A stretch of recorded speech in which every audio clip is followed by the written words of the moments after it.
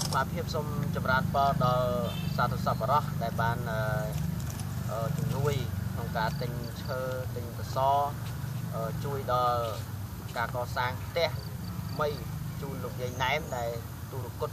ក្រីក្រតោកយ៉ាលំបាកខ្វះខាតខ្វះព្រឹកខ្វះល្ងាចផ្ទះត្រេតត្រូនោះឥឡូវនេះសសរបានដឹកមកដល់ហើយគឺនៅខាងក្រោមនេះ6ដើមក្នុងមួយដើម$10 6ដើម$60ហើយថ្លៃឈើកន្លះគីប60,000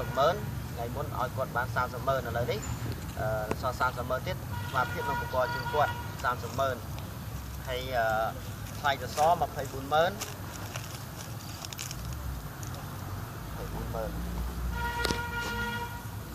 បងអានេះ20,000បង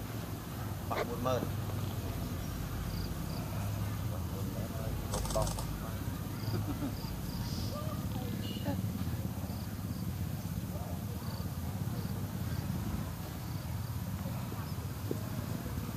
គ្រប់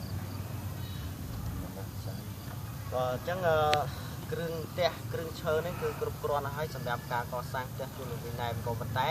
អាត្មាភាពសូមបិណ្ឌបាតនិងអំពាវនាវបន្ថែមទៀតថាយើងនៅខ្វះសង្កសីសំណសង្កសីគឺដែកប្រក់ដបូលណាហើយនឹងជញ្ជាំងហើយនឹងរនាបហើយជាពិសេសហ្នឹងគឺយើងខ្វះខាតនៅយើងជួលនៅជ្រៀកជាង10អីចឹងដែលយើងត្រូវជួលមេជាងហ្នឹង